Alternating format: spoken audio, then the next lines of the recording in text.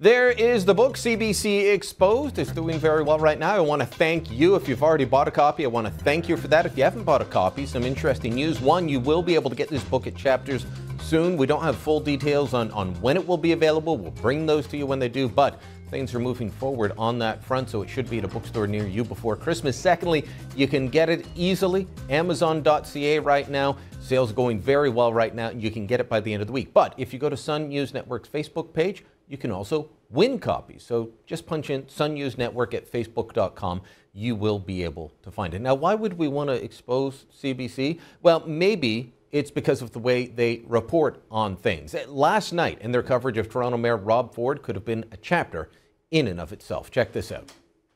What kind of record would Rob Ford be running on? Wendy, Rob Ford's rule here at City Hall has been controversial from the start. In the end, there didn't turn out to be that much gravy at City Hall. You just called him a fat. But the man who would be mayor proved early on his anger and his antics would overshadow him. He was caught reading while driving and even flipping the finger at a fellow motorist. It's me, Mayor Delahunty.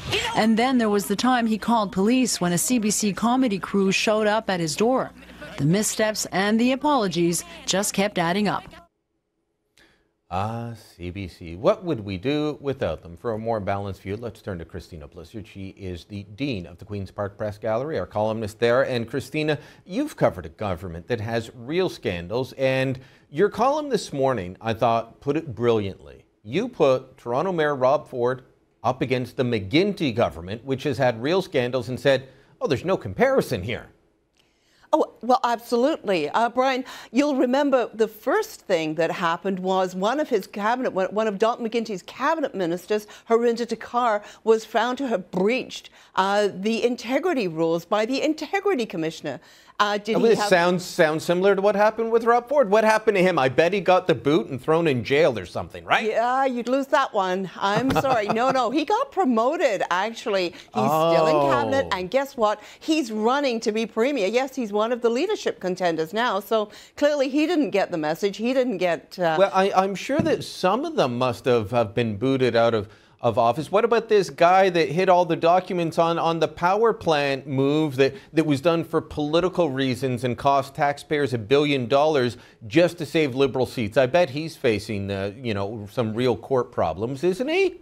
Oh, you're wrong again, Brian. That would be far too, too sensible, and that would be pragmatic and the obvious thing to do when you're in contempt of the legislature. But no, Energy Minister Chris Bentley is still Energy Minister. He said he is not going to run again. I mean, a lot of people think that poor Chris Bentley was a bit of the fall guy. He got put into the energy role after the last election when Dalton McGuinty knew full well that this was going to be a major issue coming up. So, nope, Chris Bentley, contempt, no, he's still there. Christina, I can't help but say that a lot of this has to go back to what I was talking about last night. I blamed Rob Ford and the fact that he had to face all this on big labor and the organized left, because that's who was behind this complaint against Rob Ford, and they pushed it. Just like that's who pushed the charges and the story that our mayor here in Ottawa was corrupt and made him go through 2 years of legal problems only to be acquitted. The prorogation rallies against Stephen Harper came from big labor and the organized left, and they try to make it into a big story, and they try to show, oh, look, the people of Canada are rising up. They haven't done the same thing against Dalton McGuinty, even though he did it for extreme partisan reasons. There is a double standard here, both in the media and from big labor in terms of who they will go after. Well, yeah, exactly. And Dalton McGuinty prorogued Parliament without even any notice that he was going to do that. Suddenly, he held a news conference to say he was resigning. Oh, and by the way, he shut down Parliament. And he somehow or another, word got out that perhaps we should ask if he's running federally. So that became the story that night, not the prorogation. And it's shocking. Where is the prorogation rally here? Where is the outrage? There's absolutely none.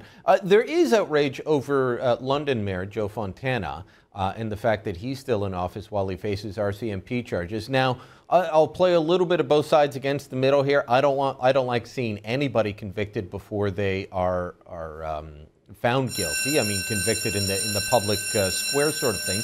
But there is a problem with Fontana, isn't there? Yeah, well, he's facing criminal charges, so and he has not stepped aside, nor will he step aside. All right, Christina, it sounds like you've got some bells going off where you are, so we'll let you go. It's getting a little hot here, Brian. We'll check in with you again soon. Thanks so much, Christina. Right. All right, email me, byline@sunmedia.ca. Set my bells off. More to come.